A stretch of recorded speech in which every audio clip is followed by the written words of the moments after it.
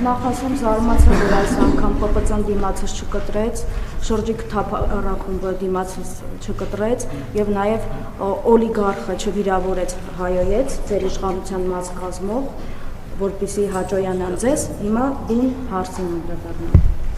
Հայաստանի Հանրապետության Սահմանադրությունն ու Հայաստանի միջազգային պարտավորություններն ամրագրում են պետության անջատ լինելը եկեղեցուց եւ եկեղեցու ներքին գործերին իշխանության միջամտելու արգելքը։ Վարչապետը Սահմանադրությամբ ու օրենքներով ունի սպառիչ լիազորություններ, հիմա ուզում եմ հասկանալ Սահմանադրության կամ օրենքների կոնկրետ որ լիազորությամբ եք ստեղծել հայաստանյաց Սարաքելական եկեղեցու բարենորոգման խորհուրդ եւ հայտարարություն եք անում, որպես Հայաստանի Հանրապետության վարչապետ եպիսկոպոսների հետ միասին խնդրում եմ նշել կոնկրետ լիազորությունները, նաեւ կապված կաթողիկոսի թեկնածուների բարեվարկության ստուգման անցկացնելու ձեր մտադրության հետ կապված եւ դուք ձևավորել եք այսպես կոչված բարենորոգման խորհուրդ, նշել եք, որ խորհուրդը կարևորում է գործընթացի իրականացումը, ներառականությունը, հանրային վստահությունը, թափանցիկությունը եւ պատասխանատվության սկզբունքները։ Հիմա ես խնդրում եմ ասեք, ինչպես կարող եմ մասնակցել խորհրդի աշխատանքներին, իրականացնել դիտորդական առաքելություն, առհասարակ յուրաքանչյուրը կարող է միանալ եւ վերջում էլ ասեմ, որ մի դասընկերուհի ունեմ, մեր հարաբերությունները բավականին սրված են, բայց վերջերս ինձ գրել էր եւ բավականին ոգևորված էր ձեր գործունեությամբ, եկեղեցու դեմ, ձեր ասպատակությամբ եկեղեցու դեմ եւ նա նշեմ, որ այլ կրոնական կազմակերպության հետևորդ է եւ մի բան էլ ասաց, որ օրինակ նախանձով է վերաբերում, որ բարենորոգում եք։ Հիմա դուք այլ, ասում են մեր մոտ էլ թող բարենորոգեն, դուք այլ կրոնական կազմակերպություններում պատրաստվում եք որպես Հայաստանի Հանրապետության վարչապետ բարենորոգման աշխատանքներ կատարել եւ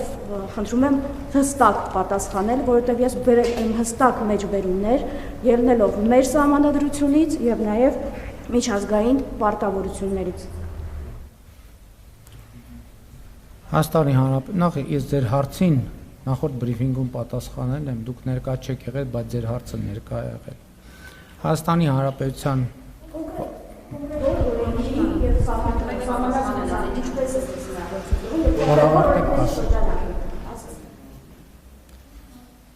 Հայաստանի Հանրապետության վարչապետը պարտավոր է զբաղվել այդ թվում երկրի անվտանգությանը սպառնացող վտանգներով եւ կտրիչ Ներսիսյանը իր գործունեությամբ սպառնալիք է Հայաստանի Հանրապետության անվտանգությունը KGB-ի գործակալ իր եղբոր հետ միասին։ Սա առաջինը։ Անի գործ չեք հարուցում, ինչի քրեական հետապնդում երեկով չի իրականացում։ Այսինքն հենց այնպես ուղղակի ասել հանցագործությունը դա օդի մեջ անելու մի բան է, որը օրինակ չպատժել։ Ինչ գործ ունի արգոց նախագծում։ Հիմա տեսեք, երբ որ ձեզ հավատարմագրումից զրկեն ձեր այս պահվածքի համար, ասել են դիտարկումներ էին անում, ինչի հենց հասարակի դիտարկումներին որոշեցիք, որ ինձ կարող են զրկել հավատարմագրումից։ Դուք ինձ հնարավորություն չեք տալիս ձեր հարցին պատասխանել։ Ձեռներով այդ շարժումներն էլ բան արեք։ Ձեռներով շարժում հանգիստ պահեք ձեզ, հանգիստ պահեք ձեզ։ Գիտեք այսօր ինչի ձեզ, ինչ է այսօր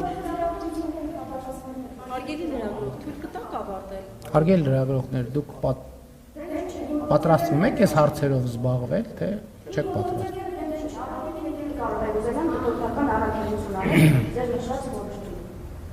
Ուրեմն ժամանակը գնում է, երբ որ կապահովեք ձեր գործընկերոջ լռությունը, բրիֆինգը կշարունակվի։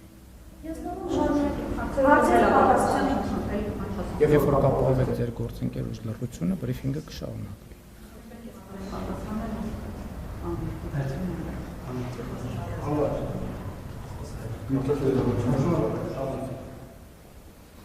Ուրեմն եթե իմ պատասխանի ընթացքում ձայն հանեք, հաջորդ անգամ այս շենքում չեք հայտնվի, պարզա։ Այս ընթացքում նաև ձեզ ուզում եմ տեղեկացնել, որ հիմա ինչի եք դուք, ինչպես նշեցիք, առանց որևէ, չգիտեմ, ինչ հաստիկ ՊՊՑ-ն ինչ ա արել եւ այդպես շարունակ, որովհետեւ դուք սահմանված կարգով, որպես ենթադրում եմ հավատարմագրված լրագրող, մուտք եք գործել կառավարության տարածք ձեր գործունեությունը իրականացնելու համար։ Եվ հետեւաբար միշտ էլ մեր կոչը եւ մեր մոտեցումն այն է, որ ընդհանրապես հարաբերություններում պետք է լինի լեգիտիմություն եւ լեգիտիմ տրամաբանություն։ Եվ ես ձեզ հավաստիացնում եմ, որ բոլոր այն դեպքերում ոչ միայն դուք ցանկացած մեկը կգործի այդ տրամաբանությամբ որևէ խոչընդոտի չի կարող հանդիպել, որովհետեւ Հայաստանի Հանրապետությունում կա խոսքի ազատություն, մամուլի ազատ գործունեության հնարավորությունը մեզ համար կարևոր է եւ մենք ամեն ինչ կանենք դա ապահովելու համար։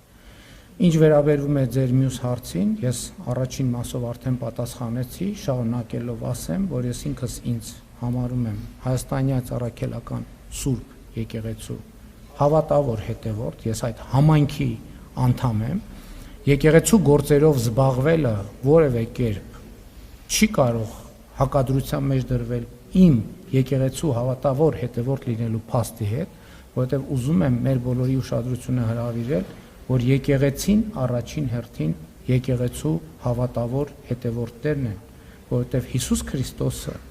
նոր կտակարանում ասում է, որ այնտեղ որտեղ իմ անունով 3 հոգի կհավաքվի, հենց դա է եկեղեցի։ Ես առիթ ունեցել եմ ասելու, որ այո, հոգևոր սպասավորները եկեղեցու սյուներն են, բայց եկեղեցին ժողովուրդն է, նրա հավատավոր հետևորդները։ Այսօր գիտեք ինչ, ես կառաջարկեմ, որ մոնիտորինգ անենք։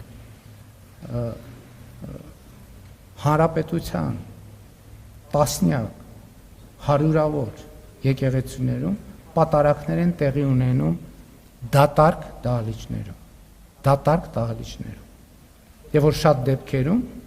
կտրիչ Ներսյանի համակարգը չունի հնարավորություն կիրակնօրյա պատարակներում այդ գյուղի համայնքից բնակիչներից գոնե 5, 10, 15, 20 հոգի վեր։ Գնացեք բանի այդ կիրակնօրյա պատարակները։ Ես այս վերջերս մի տեղի հետ կապված հարց կար հետաքրքրվեցինք եւ ասցին, որ պատարակին մասնակցել է տվյալ քահանան եւ իր ընտանիքի անդամները։ Իր ընտանիքի անդամից դուրս որևէ մեկը չի մասնակցել։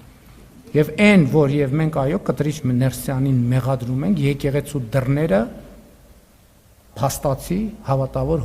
հոտի առաջ փակելու եւ հավատարիմ հոտին եկեղեցուց օտարելու մեջ եւ ցավոք կամ ոչ ցավոք փաստն այն է, որ իմ երկու կարգավիճակները չեն կարող բաժանել եւ ամեն ինչ պետք է տեղավորել այդ համակարգում։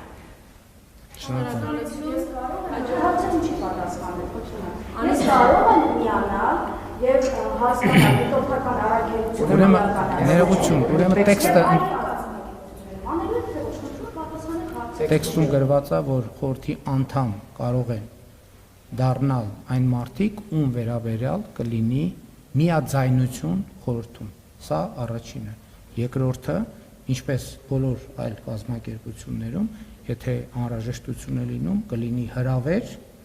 եւ եթե կլինեն դիմումներ, կլինի կամ մերժում կամ բավարար։